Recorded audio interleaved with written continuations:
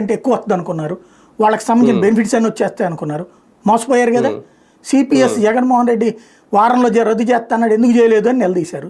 ఈయన ఏం చెప్పారు, సిపిఎస్ది నేను కూర్చోబెట్టి మాట్లాడి పరిష్కరిస్తాన్నారు. ఏమైనా చేశారా? 10 నెలలు అయిపోయింది కదా, కనీసం ఆ ప్రయత్నం ఏమైనా చేస్తున్నారా? అసలు ఉద్యోగ సంఘాలు పట్టించుకుంటున్నాడు ఎవడన్నా ఉన్నాడా?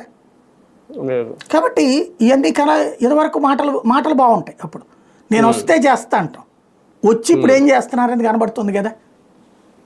మహిళల మీద అత్యాచారాలు ఉండవు, హత్యలు ఉండవు, రాష్ట్రం అంతా కంట్రోల్లో ఉంటుంది, మద్యంకి సంబంధించిన కుంభకోణాలు ఉండవు. ఇప్పుడు ఏం జరుగుతుంది? ఏడబడితే అక్కడ బెల్ట్ షాపు, ఏడబడితే అక్కడ ఇసుక లాక్కుంటున్నారు, ఏం పడితే అది జరుగుతుంది. మరి వీటన్నిటికీ జవాబుదారీ ఎవరు? ఇదివరకు తప్పని ప్రస్తావిస్తే దానికి ఇంకో 2 రెట్లు ఎక్కువ జరుగుతుంది కదా. అప్పుడు ఏ విధంగా వచ్చేస్తారు ఓటరు యువతల వైపుకి? అది చూడాలి. కానీ ఈ మధ్య పవన్ కళ్యాణ్ గారి ఆలోచన ఎక్కువ జాతీయ రాజకీయాల వైపు ఏమైనా పడుతుందా?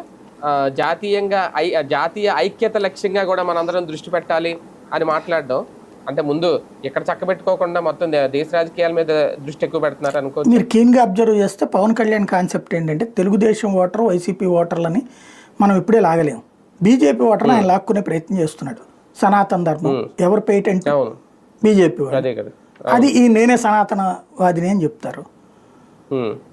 రెండవది ఇప్పుడు మీరు చెప్పినటువంటి కాన్సెప్ట్ జాతీయ భావజాలం, ఇది బీజేపీకి. అంటే క్రమంగా దేశవ్యాప్తంగా ఒక మార్పు వస్తుంది. అది టువార్డ్స్ హిందువుల పోలరైజేషన్. ఆ పోలరైజేషన్ ఈవెన్ తెలంగాణలో ఇప్పుడు మీకు కనిపించింది రిజల్ట్. దానికి ఆనుకుని ఉన్న మనం ఇక్కడ ఆటోమేటిక్ ఇప్పుడిప్పుడే ఆ ఇంప్రూవ్మెంట్ కనబడుతుంది. దాన్ని బీజేపీకి పోకుండా తను